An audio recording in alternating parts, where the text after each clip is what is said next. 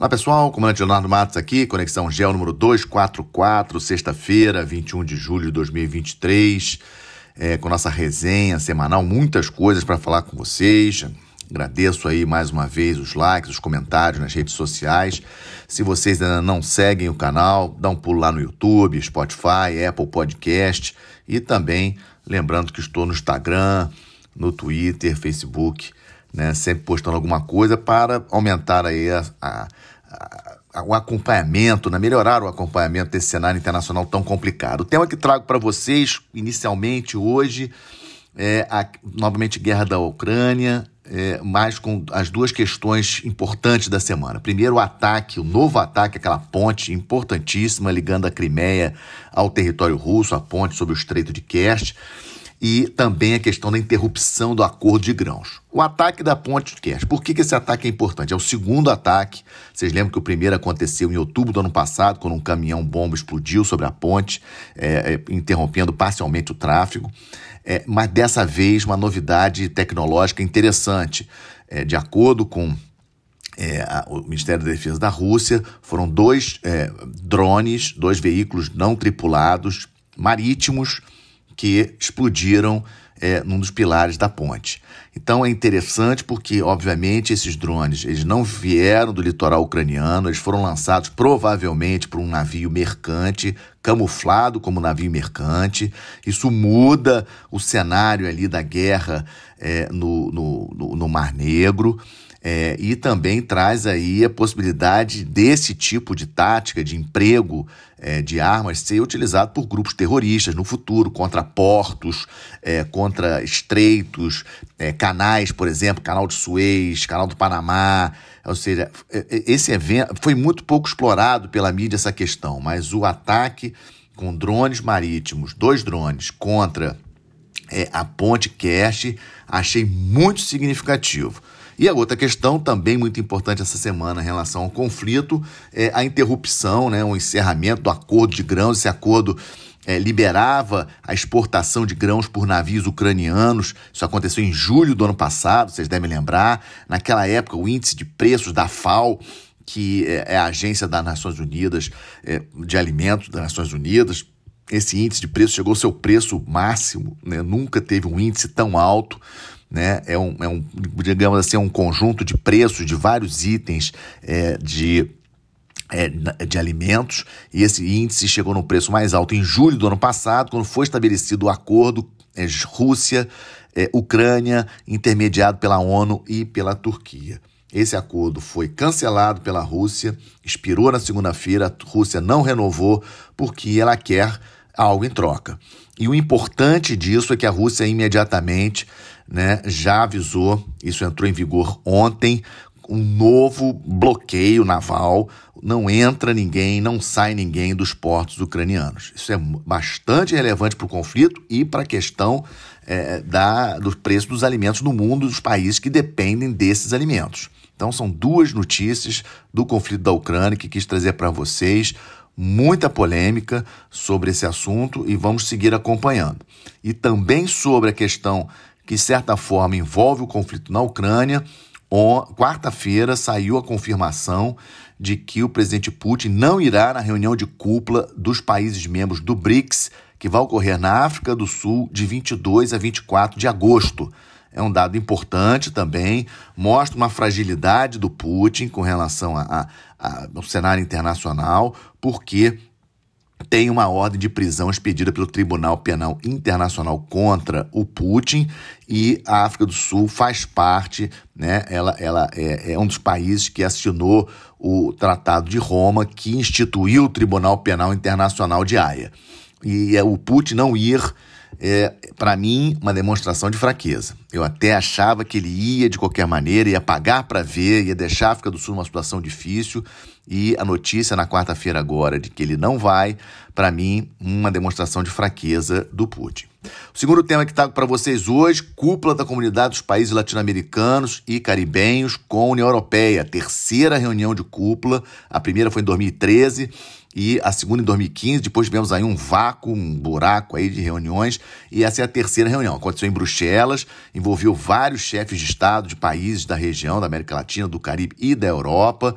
Aqui na nossa região, o destaque de ausência, né? Ausência do presidente do México, já esperado, ausência do presidente da Venezuela, não quis pagar para ver e ir a Bruxelas, né? O Maduro não foi a Bruxelas, mandou o vice-presidente.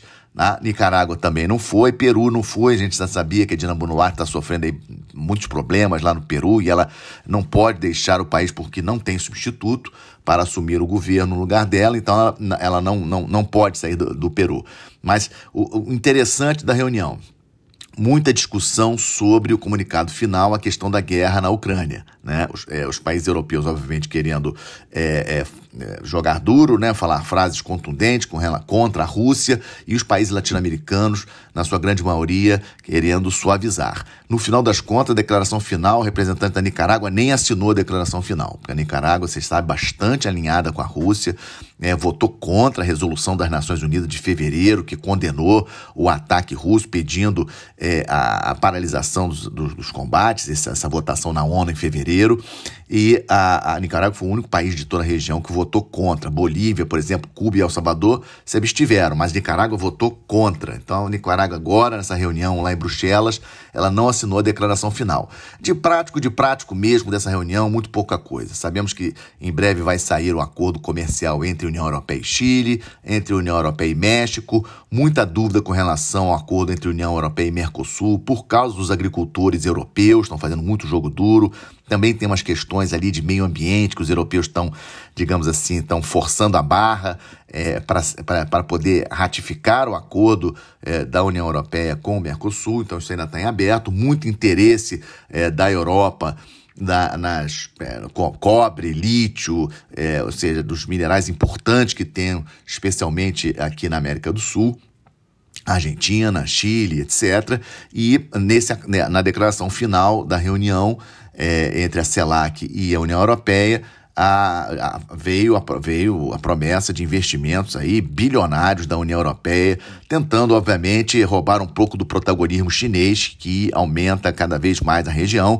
O maior parceiro comercial da região inteira, ou seja, a América Latina e Caribe, ainda são os Estados Unidos. É interessante isso, por causa da fortíssima relação econômica entre os Estados Unidos e o México. Mas a China já é em segundo lugar, a União Europeia em terceiro, e a União Europeia tenta, de certa forma, voltar a ser o segundo em termos de comércio bilateral com a América Latina como um todo. Se é difícil já, obviamente, com a ausência do presidente do México, né, que é a segunda maior economia da região, da América Latina e do Caribe, o presidente brasileiro teve aí um protagonismo em termos de contatos com os presidentes, né, chefes de Estado da Europa, mas se é difícil para o Brasil liderar na América do Sul, na Sul ou qualquer organismo multilateral aqui da região, imagina na América Latina. Praticamente impossível. O México não vai deixar, tem as questões aí sensíveis dos países pouco democráticos como Cuba, como Nicarágua, na América Latina e no Caribe. Então, eu não boto muito minhas fichas nessa CELAC, não. Acho que o Brasil tem mesmo que investir na Unasul ou algum órgão aqui regional, mas, lembro bem, já falei isso várias vezes, com o viés geopolítico e não ideológico. Isso é muito importante, faz muita diferença. Vamos para a parte do Estamos de Olho, tem muita coisa aqui para falar com vocês. Estamos de olho aí na espaçonave da Índia, né? O foguete indiano que foi lançado na sexta-feira. O primeiro-ministro Narendra Modi estava lá na França sendo homenageado no 14 de julho e no mesmo dia lançado da Índia, do Centro Espacial Indiano, um foguete que vai levar a espaçonave Chandrayaan-3 para pousar na Lua.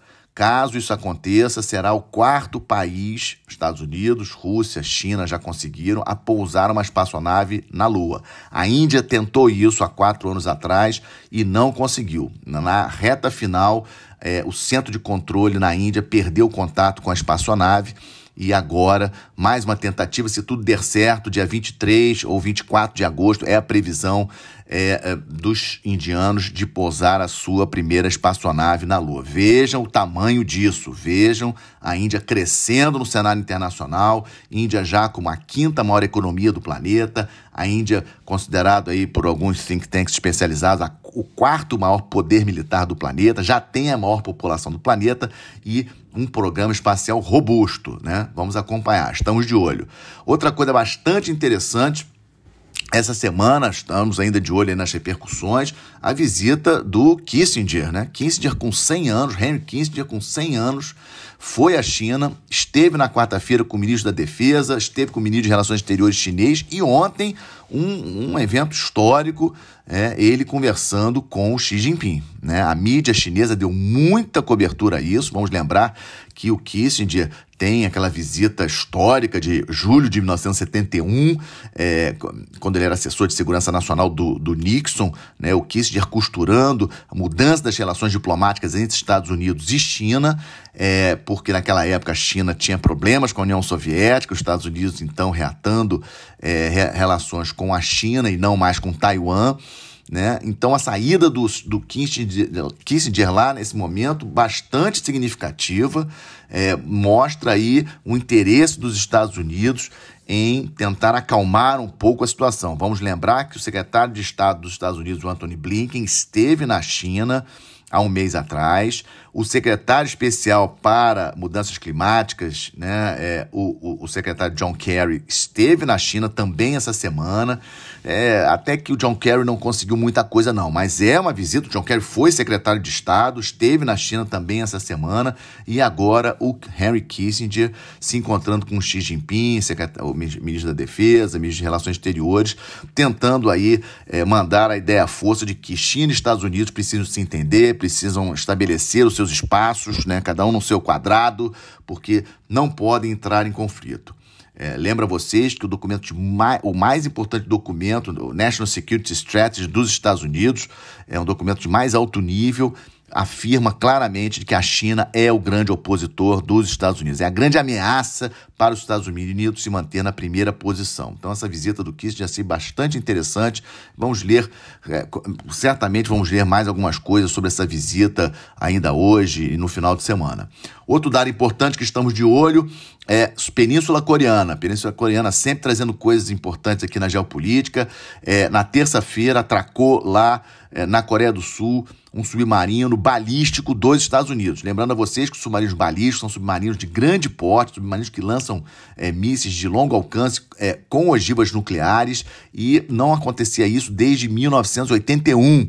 Ou seja, a atracação de um submarino desse na Coreia do Sul é sim uma mensagem para a Coreia do Norte, e a Coreia do Norte respondeu na quarta-feira lançando mais um míssil balístico no mar do Japão. Ou seja, um gesto de um lado, um gesto de outro.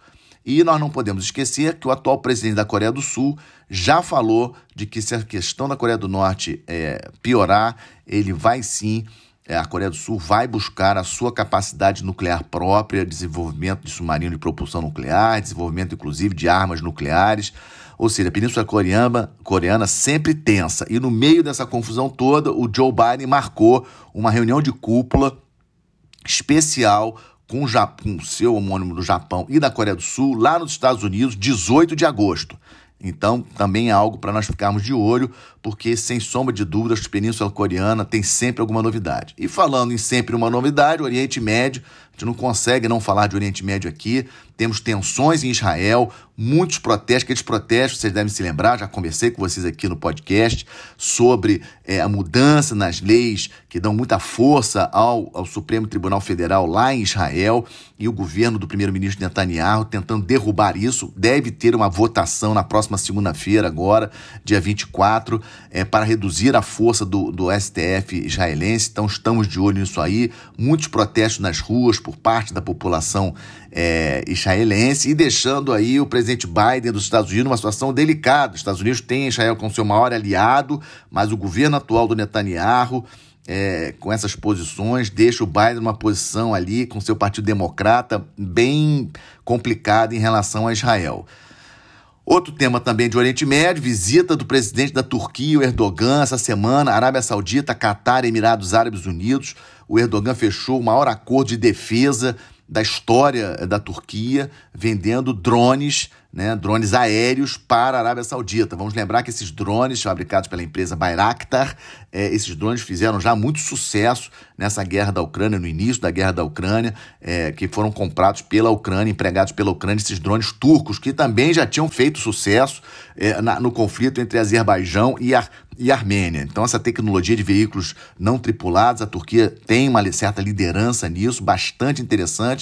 Visita do Erdogan no Oriente Médio também muito importante. E fechando o Oriente Médio, embaixada da Suécia no Iraque, ontem queimada, manifestantes revoltados contra aqueles protestos que aconteceram na Suécia e o Alcorão foi queimado e a polícia da Suécia não fez nada. Então esses protestos lá na Suécia contra os muçulmanos acabaram levando a esse ataque à embaixada da Suécia no Iraque, lamentável, e a situação realmente ficou muito tensa ali em Bagdá.